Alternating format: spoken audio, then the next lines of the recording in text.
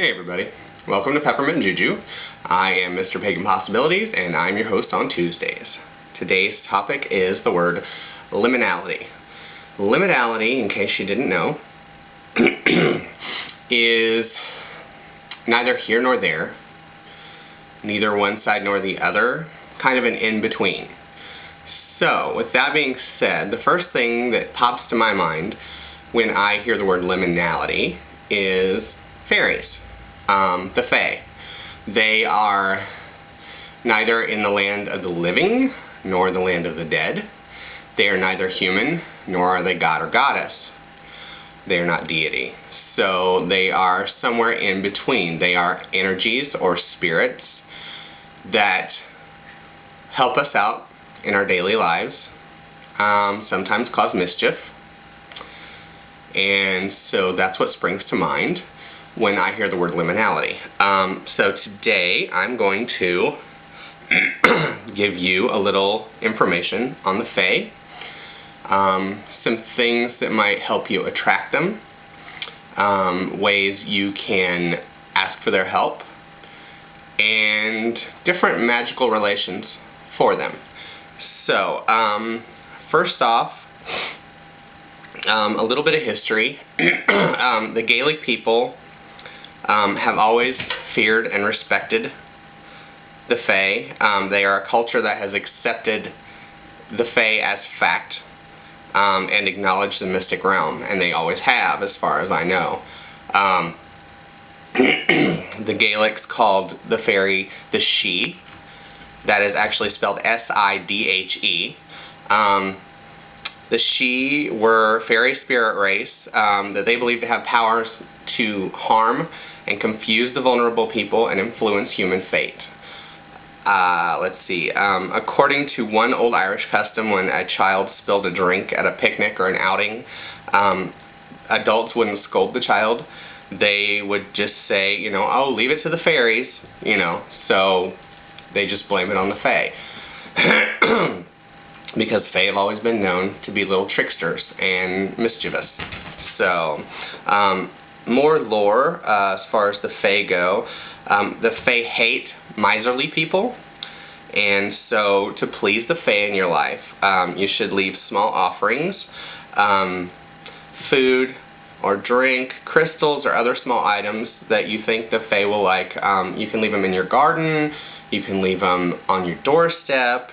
Any outdoor place that you might sense might be a fairy ring or a fairy tree, those would be good places to leave offerings to please the Fae and kind of coax them into your life a little bit.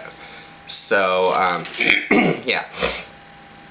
There's a small ritual that I found. Can't remember exactly where I found it, but I thought it was cute, and I thought it was appropriate for this. So, a ritual to ask the Fae, or coax the Fae into your life, your living area, your property, on either bare earth or another smooth area like a patio. Take and lay out a circle of fairy footprints by creating a stencil cut out of a piece of stiff paper. Little footprints. Do the footprints in a circle, and you take the stencil and you'll lay it down, and then you'll sprinkle something over it like sugar or powdered milk or powdered sugar, and then make sure your footprints are in a circle. And when you're done, put some flower petals or flowers or crystal or other offering in the center of the circle. And as you work, you can sing or chant these words: little folk of flashing wing, little folk of dancing feet, hear my words to you and bring blessings with you when we meet. And fairies like to, you know, dance and play and cause mischief and be happy, so that will kind of entice them into your area, maybe give them a little hint that you want them there. Some things that you can plant or use to invoke or coax the Fae into your life. Poppies. They are said to invoke the Fae into your dreams, so you can make a dream pillow out of fresh poppy leaves, and it'll help you dream about fairies. primrose, if you grow it in the garden, or you can hang dried primrose on your front door, and that'll attract the fae. Roses will also attract the fae. Wild roses are best for this, though. So, I don't know where you can find wild roses. I guess you could go wildcraft them out in the woods somewhere, but a lot of times, you know, they don't really want you doing that either because you're disturbing the natural place where they grow. So, if maybe you could get a cutting off of one and start it that way, that's good. But I think really any roses will work. I always put roses in my fae garden. So, yeah. Thyme. Thyme is another good plant for inviting the fairies. If you wear it, it is said to increase your ability to be able to see the fairies. And if you sprinkle it at the base of your doors or your windowsills in your house, it'll invite the fairies into your home. Let's see, what else? Milkweed. Milkweed is a good fairy plant. Butterflies love it and fairies do too. So it says that if milkweed is planted in a witch's garden, it is said to ensure fae will always be in the area. A lot of this is really old folklore, but I believe a lot of it still is true. So these are good things to use. Lilacs. The scent of lilacs is said to entice the fae. Heather is also good. It's said to ignite fairy passions and open portals between the worlds, between their world and our world. You can make an offering on Beltane Eve to attract the fae to your garden. You can make an offering of heather. So foxglove is another plant. It's been associated with fairies forever, just about.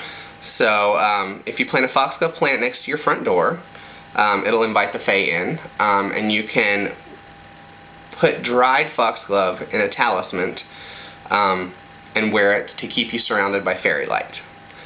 So, we got another one here. Let's see. I got a bunch of notes here, so sorry, I'm kind of reading and trying to remember what all I had written down. Bluebells. On Beltane Eve, make an anklet of bluebells and jingle bells to help attract the fae. Mistletoe. You can use it in fairy spells. Use a bit of mistletoe taken on the summer solstice to empower your workings with fairy magic. It says that that's a good thing to do. So, but it's got to be taken on the summer solstice. So if you know where there's some mistletoe growing and you can harvest it on the summer solstice, then you can use it in fairy magic. Fae can be petitioned for a variety of magical purposes. And they will often come to the aid of people if they believe that you are sincere and ask with honor and respect. So you've got to keep that in mind. If you want the fae to work with you, you've got to respect them. You've got to honor them. You've got to give them little offerings, gifts. Do not call them payment. That will offend the fairies, and they don't like it at all, and they will most likely leave right away. So they are gifts, or they are offerings, but they are not payment. A few fairy beings to call upon for different kinds of magic. I've got a list here. For home protection, you can call on the Bontog, which is actually spelled B-E-A-N-T-I-G-H, but it's pronounced Bontog. It's Celtic. Elves and brownies are also really good for home protection. For prosperity, leprechauns and gnomes. Excuse me. I've got a horrible dry throat this morning. Healing and protection of people, the Bontog, gnomes, elves, and brownies. For lost objects, knockers, merfolk, gnomes, and elves. For protection of your environment, gnomes, merfolk, undines, water guardians, dryads, and sylphs. For love spells, call upon the nymphs. And for fertility, the Bontog and gnomes. So, let's see. Some candle magic correspondence as far as colors for fairy magic. Magenta is a really good color candle to burn when you're doing fairy magic. You burn it with other candles when you need a speedy result.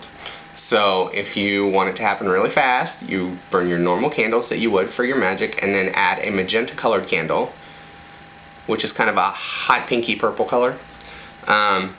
to help it speed it along. Yellow, you can use that when you're dealing with air and elemental fae, for quick changes, mental creativity, and developing your mind. White, for calm, peace, spiritual guidance, and direction. Red, for fire elemental fae, for courage and sex magic. Gold, for solar fae, money, prosperity, and good luck. Black, for binding spells. Blue, for water elemental fae, to end depression, for peace, for healing, for change in spiritual dealings light. So, yeah. Green, for earth fae, such as elves and gnomes, etc. Bringing balance, fertility, and quick money. Orange, for renewing confidence, changing luck for the better.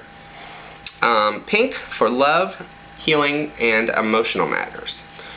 So, let's see. Oh, I guess that's pretty much all of my notes. So, what I suggest is think of a way that you can invite the fae into your space, into your home, into your life. They are great to work with. I've always found them very helpful. They're a little mischievous at times, but as I said in one of my other videos, my I Do Believe in Fairies videos on my MrPaganPossibilities channel, they can be mischievous. They can do silly things like hide your keys and, you know, stuff like that. However, if you work with them with respect, with honor, and you treat them as you would treat another person, you know, you treat them well, you leave them offerings, you leave them little gifts, I've always found that they will work with you just fine without being, you know, harmful in any way, without being cruel. And I think it's a good idea that everybody, you know, work a little bit with the fairies. Do a little research, study up, and invite the fairies to come into your home. I have, and I find it really enjoyable. So I guess that's all I've got to say about liminality, and I will see you next Tuesday. Alrighty? Bye everybody, and blessed be.